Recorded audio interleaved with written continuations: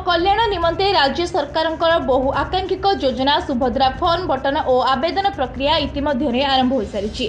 योजना संपर्कित लोकों भितर रही जाइथिबा भ्रम और भ्रांत धारणा को दूर करी हिताधिकारी को सठिक तथ्य प्रदान पूर्वक सचेतन करने लक्ष्य नहीं समग्र राज्य में सुभद्रा सचेतनता रथर शुभारंभ कर परिप्रेक्षी में जिलापाल कार्यालय निकट में मुख्य अतिथि भाव मान्यवर मंत्री समवाय हस्ततंत बयान और हस्तशिल्प ओडिशा सरकार श्री प्रदीप कुमार बड़सामंत सुभद्रा योजनार सचेतनता रथ को पताका देखाई शुभारंभ करिसेंती। प्रति महिला को 50,000 टंका प्रदान करने को निर्वाचन इस्ताहार रे दिया जायतिला।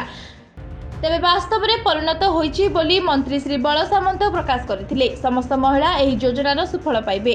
धानर एमएसपी वृद्धि करा जाई 3100 टंका कराजिबो। आगामी दिन में ओडिशा को एक विकसित राज्य और जाजपुर जिला को एक विकसित जिले में परिणत कराजिबो। महिला मानक आर्थिक सहायता सह स्वावलंबी और आत्मनिर्भर करबा दिगरे राज्य सरकारकर एहा हेउछि एक अभिनव योजना बोली मंत्री कहिथिले। 5 वर्ष पर्यंत प्रति वर्ष 10,000 लेखाए 2टी किस्ती रे प्रदान कराजिबो एही टंका। महिला मानक कल्याण दिगरे कार्यरत एही योजना को व्यापक करबा निमंते से समस्त जिलावासी को अनुरोध करथिले। एही अवसर रे उपस्थित थिले जाजपुर जिलापाल श्रीमती पी अन्वेषा रेड्डी। सुभद्रा योजना महिला मानक रोजगार क्षम करी आत्मनिर्भरशील करिबो बोली कहिथिले। एही अवसर रे जिला परिषद मुख्य उन्नयन तथा निर्वाही अधिकारी श्री अशोक कुमार बेउरिया, जिला समाज मंगल अधिकारी बीडीओ जाजपुर, बीडीओ दशरथपुर, तहसीलदार जाजपुर, जिला सूचना और लोक संपर्क अधिकारी घरे घरे सुभद्रा योजना पहुंचाइबा उपस्थित जनसाधारण को वार्ता देथिले। चलित मास 16 तारिख पर्यंत जिलार समस्त 10टी ब्लॉक और 2टी पौरांचल आदिवासी को सुभद्रा योजना संपर्कित सचेतनता वार्ता प्रदान करने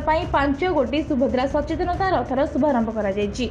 एही कार्यक्रम में डीपीसी मिशन शक्ति, डीपीएम, महिला स्वयं सहायक गोष्ठीर मां माने, सहरर बुद्धिजीवी तथा गणमाध्यम प्रतिनिधि माने उपस्थित रही एही कार्यक्रम में जोग देथिले।